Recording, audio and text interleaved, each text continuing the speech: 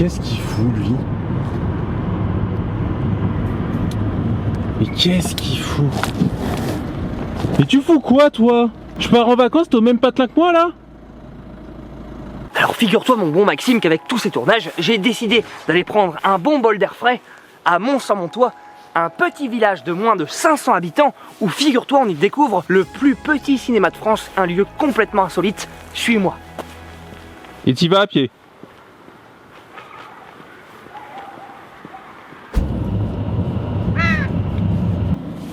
Alors un cinéma ici, on n'a pas croisé une seule personne en 20 minutes. Mon instinct me dit que c'est à gauche. La mairie. Les amis, si vous habitez dans le coin, n'hésitez pas à passer dans ce petit village, franchement, il vaut le détour. Oh mec, il y a quelqu'un. Attends, je vais lui demander où est le ciné. Bonjour madame, excusez-moi, est-ce que vous pouvez me dire où est le cinéma s'il vous plaît? Oui, c'est juste un petit peu plus haut, la gauche. D'accord, très bien. Dans la même rue, là, tout de suite à 50 mètres. Très bien, merci madame. Merci. Au revoir.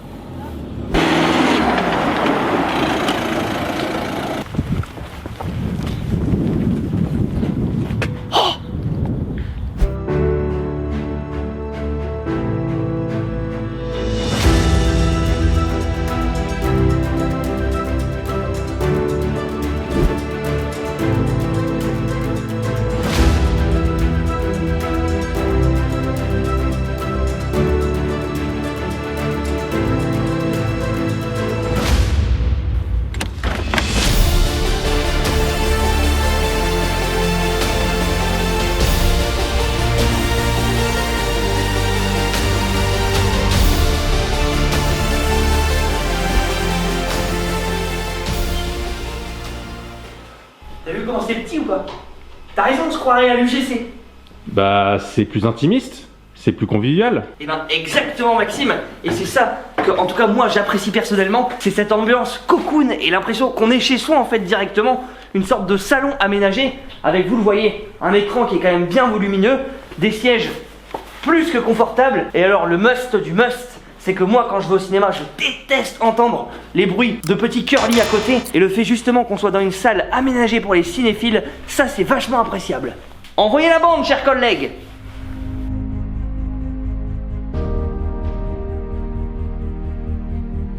Bon les amis, ça y est, on se retrouve au cœur même du projet, dans les entrailles du cinéma, avec le fondateur de ce dernier, Monsieur Leclerc. C'est un immense honneur de vous rencontrer. On a fait plus de 400 km pour vous rencontrer, et c'est franchement génial que vous nous ouvrez vos portes justement, que vous nous parliez justement de l'histoire du cinéma. L'histoire de ce cinéma, en réalité, il a commencé que lorsque j'ai pris ma retraite, parce qu'à ce moment-là, j'avais 70 ans par là, et donc je me suis dit, qu'est-ce que je vais faire? Je me suis dit, avec des copains, eh bien on va se passer quelques films, on va essayer de monter un petit cinéma pour nous. Et puis en fin de compte, du petit cinéma pour nous, on a abouti à un cinéma qui est maintenant à essai. Aujourd'hui vous êtes soutenu par le CNC, j'ai pu voir sur l'affiche. Oui, alors on est soutenu par le CNC pour une seule raison, c'est que nous avons un choix très précis sur nos films. C'est-à-dire que chaque semaine on passe 5 ou 6 films, Ouais. et il y a toujours 1 ou 2 films français qui sont de très bonne facture, et 5 ou 6 films en provenance d'un continent, c'est-à-dire 5 continents.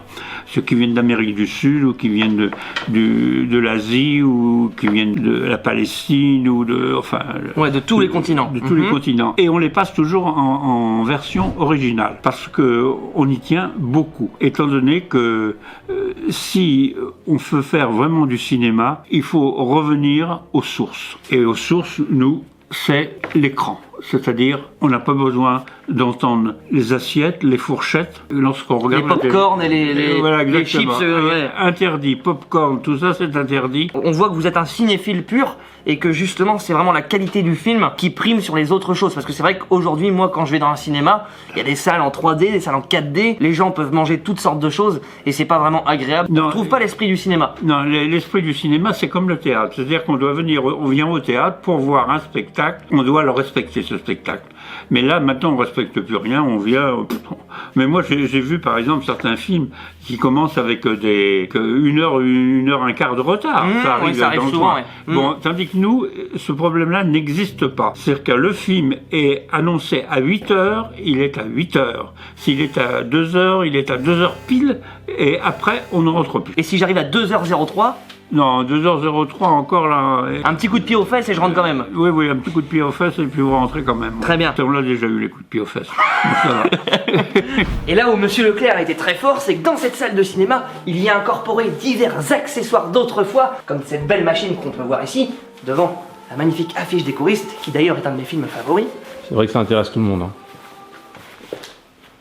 Et on peut voir ici même un magnifique cinématographe inventé par les frères Lumière il y a plusieurs années, qui nous permettent aujourd'hui de nous divertir devant des Star Wars, des Avengers ou tout autre délice cinématographique. T'as eu le temps de faire un plan global de la scène? Ouais, t'inquiète. Tu vois, parce que t'en fais jamais normalement dans les tournages. En même temps, si t'étais pas dans le cadre, je pourrais faire des trucs intéressants.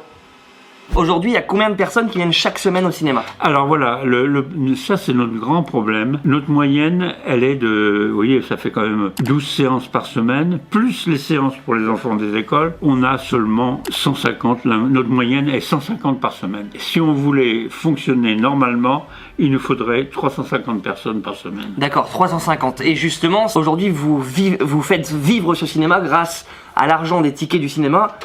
Oui, alors les tickets du cinéma représentent à peu près le tiers. Et donc il faudrait qu'on ait les 2 tiers en plus, mais on les a pas. Et surtout, on a autre chose, c'est que on a des cinéphiles. Et les cinéphiles ne sont pas spécialement du canton, ils viennent à 80 ou 100 km d'ici, parce que ce sont des gens qui, en réalité, souvent ce sont des Parisiens qui sont venus s'installer ici et qui sont des cinéphiles. On voit justement que l'endroit est atypique pour créer un cinéma. Je pense que c'est le seul lieu en France. D'ailleurs, vous êtes le plus petit cinéma de France. On est le plus petit pour une seule raison, c'est que c'est un cinéma de 50 places. Et pour nous, ça suffisait, parce que 50 personnes, ça représente le nombre de personnes dans un car. Quand les enfants arrivent, c'est 50-55 personnes.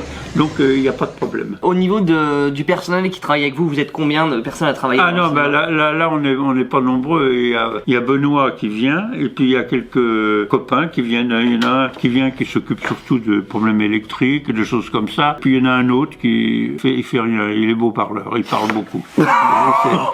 Bonjour Benoît. Bonjour. Enchanté, donc c'est vous qui vous occupez de la partie technique du cinéma? Exactement, oui. Je m'occupe de tout ce qu'il y a. En fin de compte, je suis l'homme à tout faire. Je m'occupe de la maintenance, de la projection, de la distribution des billets. Et vous êtes formé à ce métier du cinéma ou c'est quelque chose que vous avez appris sur le tas? Avant de faire ça, j'étais mixeur film pour le cinéma, pour la télé, pour les pubs. Donc c'est un monde que vous connaissiez déjà? Oui, c'est un monde que je connaissais déjà.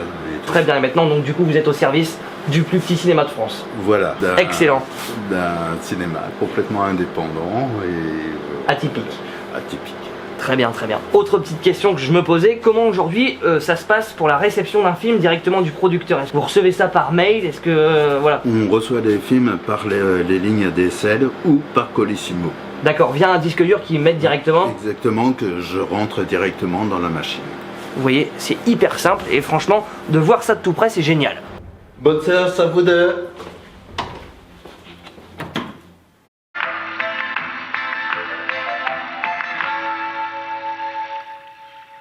Et le son, il est propre, hein? Bien propre. Bien propre. Monsieur Leclerc, pour l'avenir justement, qu'est-ce qui va se passer pour ce cinéma? Qu'est-ce que vous voulez en faire et quels changements sont à venir dans ce cinéma? Voilà, un peu nous parler du futur. Oui, alors à Mont-Saint-Montois. Oui, le futur, évidemment, ça pose des problèmes pour moi et pour tout le monde, parce que premièrement, il y a des problèmes d'argent, et deux, je voudrais garder l'esprit. Au niveau des films, vous choisissez de programmer des films qui sont volontairement non mis en avant aujourd'hui par les cinémas classiques, je veux dire des blockbusters américains, ça, vous refusez de programmer ce genre de film? Oui, ce film-là, on n'a pas besoin de les programmer, étant donné qu'ils sont installés pendant une semaine sur les écrans, et puis après on les éjecte, on en met un autre, ainsi de suite. Non, nous, il faut retrouver des films qui sont rares. Donc vous le voyez les amis, il faut venir à Mont-Saint-Montois si vous voulez voir des films authentiques, rares et qui ne sont pas diffusés dans les cinémas classiques. En plus de ça, vous risquez de croiser Monsieur Leclerc, qui est vraiment une personne géniale, comme on a pu le voir aujourd'hui, authentique. Et c'était un grand plaisir de vous interviewer aujourd'hui, de nous montrer votre cinéma. En tout cas, bravo à vous pour cette superbe réalisation. Et voilà, je pense qu'on peut conclure là-dessus. Très bonne soirée à vous les amis, dormez bien, rêvez bien, c'est important, et surtout, n'oubliez pas d'innover. Ciao. Et puis on va essayer de boire un coup.